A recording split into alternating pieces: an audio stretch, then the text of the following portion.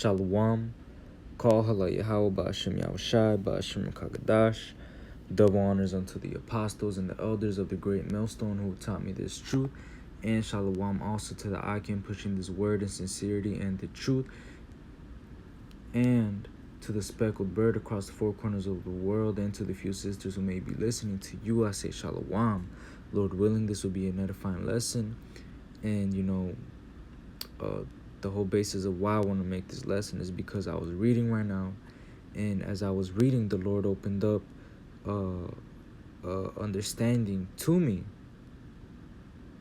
and it would only make sense that if I received this, then it would only make sense for me to make a lesson about it, because he that watereth himself watereth others also. Let me just get that real quick before I get into the lesson. Proverbs 11:25, it says, the liberal soul shall be made fat, and he that watereth shall be watered also himself. So if you water other people, you're ultimately watering yourself as well. So it would only make sense for me to make a lesson about this, but that's besides the point. Let's get right to the lesson. There's going to be a quick lesson, and hopefully you are able to receive what I received, and understand. Because when I understood this, I cried. I can't believe I actually understood it, But this is Psalms 78, and I'm going to start at 23. It says, though he had commanded the clouds from above and opened the doors of heaven, and had rained down manna upon them to eat, and had given them of the corn of heaven, man did eat angels' food. He sent them meat to the full. So basically, what this psalm is talking about is in the book of Exodus, when the Israelites were in the wilderness for 40 years, and they basically had no food to eat, and they were complaining to Moses that it would be better if they had just stayed in Egypt, where they had food and this and that. But complaining to Moses and saying that that he brought them out there to die, and all the complaining and all of that, blah blah blah. The Most High still fed the Israelites with manna, which is angels' food, right? So I just want you to keep that in mind, how our forefathers, they ate angels' food, right? That's what the Most High gave us. Manna, the corn of heaven. But let's go to John 6. John 6 and let's go to 48. It says, John 6 and 48, I am that bread of life. Your fathers did eat manna in the wilderness and are dead. Let me just read that again. John 6 and 48. I'm going to start at 48 again. Salakia. I am that bread of life. Your fathers did eat manna in the wilderness and are dead.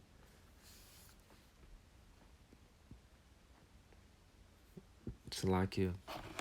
But, going back to that Psalm 78, our forefathers, the Most High literally fed them from the heavens with angels' bread. But in John 6, Yahushua is saying that even though they ate that manna in the wilderness, they are still dead. And let's keep reading. It says, this is the bread which cometh down from heaven, that a man may eat thereof and not die. So so you could get the understanding, right now what he's doing is proclaiming that this is the bread that man should eat, so that they should not die. Right? So let's keep reading. Verse 51, I am the living bread which came down from heaven. If any man eat of this bread, he shall live forever. And the bread that I will give is my flesh, which I will give for the life of the world. And that world is talking about Israel, right? Because the scriptures are written to Israel as it is written in Psalms 147 and 19. Let me just get that real quick to prove that, and then we'll come back real quick. Psalms 147 and 19, it says, He showeth his word unto Jacob, his statutes and his judgments unto Israel. He has not dealt so with any nation, and as for his judgments, they have not known them. Praise ye Yahweh. So going back to the John 6, that world that is talking about in that verse is really talking about the world of Israel. You know, just how there'll be the world of basketball, the world of fashion, the world of sports, the world of, cooking, with all these chefs and whatever. You get the point. There's different worlds. Uh, there's a context for the world. So when it's talking about the world right here, it's really talking about the world of Israel, because that's who Yahweh Shai came for, right? But before we get off topic, going back to that bread of life, our forefathers ate angels' bread and they're dead. But Yahweh Shai proclaimed that He is the true living bread, the true, uh, um, the true bread that came down from heaven. And if we eat that bread, we're ultimately gonna live, right? And what the Lord showed me even deeper, because the when He says that He's the living bread, He's talking about this word. He's talking about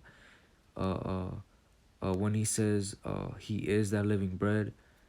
What He's really saying, is we're supposed to be devouring these scriptures and reading these words so that He could make His abode in us, right?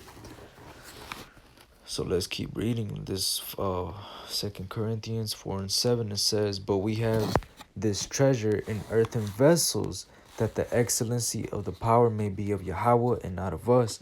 And this is what the Lord literally revealed to me. I'm pretty sure other brothers already know this, but when I understood this, I was like, damn, wow, but we're able to understand in these earthly bodies things that angels already know. In these earthly vessels, in this dirt that we're made out of, in this clay, in this dust, because we're literally just dust.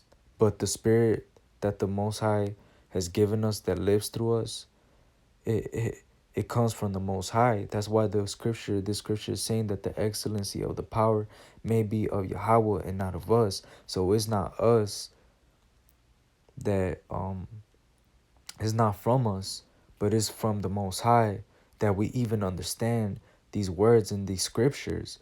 We're literally able to understand the words of Yahweh Shai, and not only that, but proclaim them to the rest of the world, and we're able to do it from an earthly vessel. So just going back to the scriptures, talking about how our forefathers ate manna in the wilderness, which is angels' bread, and they're still dead, but we're eating of the true living bread, which is the words, which is Yahweh Shai, and we're able to understand these words in earthly vessels. Man, that's heavy. Like, that's really heavy. And the fact that I even understand that, that's even heavier, because I'm able to not only understand this, but give this understanding to other people as well, which is even heavier. Man, the Lord is so raw, man. I was about to get a scripture right now, but I forgot. So like it'll come back to me, Lord willing. But the next scripture that I want to get is John 14 and 23. It says, John 14 and 23, Yahweh Shai answered and said unto him, If a man love me, he will keep my words. Basically, the words that are written in the scriptures, the true living bread, right? Keep that in mind, the true living bread. And my Father will love him, and we will come unto him and make our abode with him. Let's look at that word abode. Mona.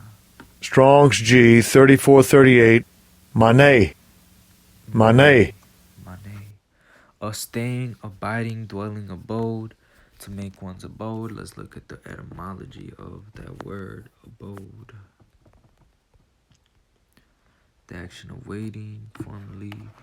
Let's look at the modern definition. Abode. Not Adobe, abode. Salakia. A place of residence, a house or home, residence, a stay, a sojourn.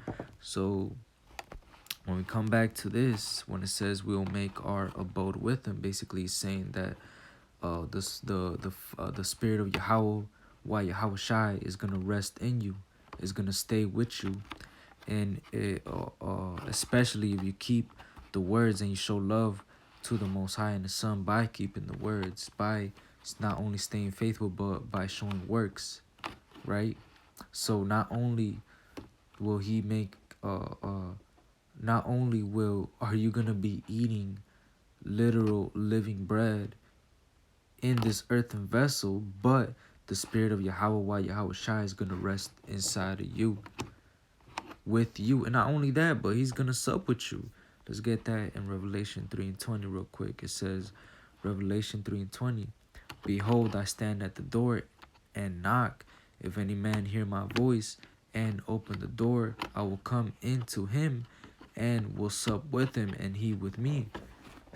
So if the Most High has opened you to this understanding, if he's knocked on your door and you have opened that door, man, you're gonna go through it. But ultimately, what all these things that we're going through, all these afflictions, they're to receive the kingdom, man.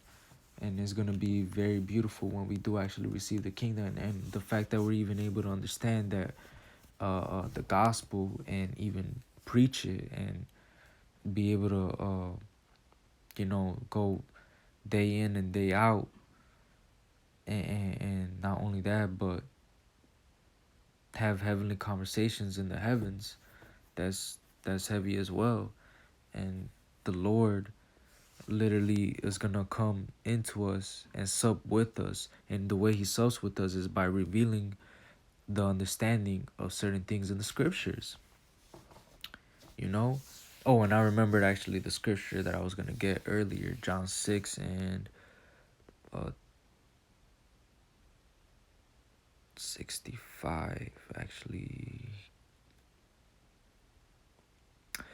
John 6 and 65, and he said, therefore said I unto you that no man can come unto me except that were given unto him of my Father. So unless the Lord has opened you, unless he's knocked on the door and you answered, because the Lord is knocking on a lot of people's doors, but a lot of people shut him out. A lot of people don't want to know the truth. A lot of people don't want to actually do that. So unless it was given to you by the Father, no man can come to Yahweh Shai and experience that living bread, that bread that comes down from heaven, because a lot of people don't want to actually experience that. A lot of people don't want to actually eat the living bread. A lot of people still want to be like the Israelites and be in America, in this modern day Egypt, like it says in the scriptures, Salakia, like it says in Revelation, the which is spiritual spiritually called Sodom and Egypt.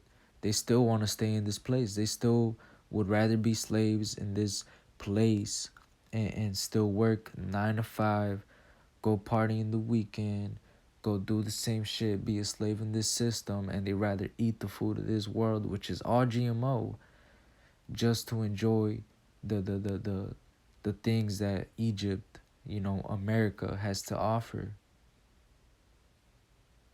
A lot of people don't want to actually eat the real manna, the real living bread. They rather be void of understanding and enjoy their simplicity. Let's get that real quick. simple ones.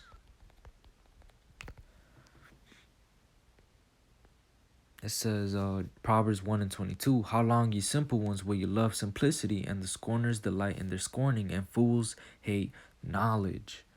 How long are you going to hate knowledge? How long are you going to love simplicity? Because time is running out. You know, America and the mirth that it has is running out as well. You know, so if the Lord has given you this understanding, treasure it, keep it, love it, have a passion for it, have that fire for it, because time is running out, man. And the fact that we're even able to understand these words and process all these heavy ass breakdowns, like heavy ass breakdowns in earthen vessels, man, that's heavy as hell. Because going back to the original topic, you know, before I go too off topic, we're literally experiencing the understanding of the scriptures of the living bread in earthen vessels. And it's not because, not for us, but for Yahweh Yahweh Shai. Man, I just had to make this lesson on the quicks. Like, this wasn't going to be a quick lesson, but I got the understanding and I just felt like I needed to make this. You know, we're literally eating above angels' bread, because they ate manna and they're dead, but we're literally eating the living bread, man. That's heavy as hell. That's really heavy. I'm gonna end it off with that. So, Shalom. Call out Yahweh Bashem Yahushai, Bashem Kakadash, Tawada Yahweh Bashem Yahushai, for giving me the spirit to make this lesson. Wa Abad Babar. Shalom.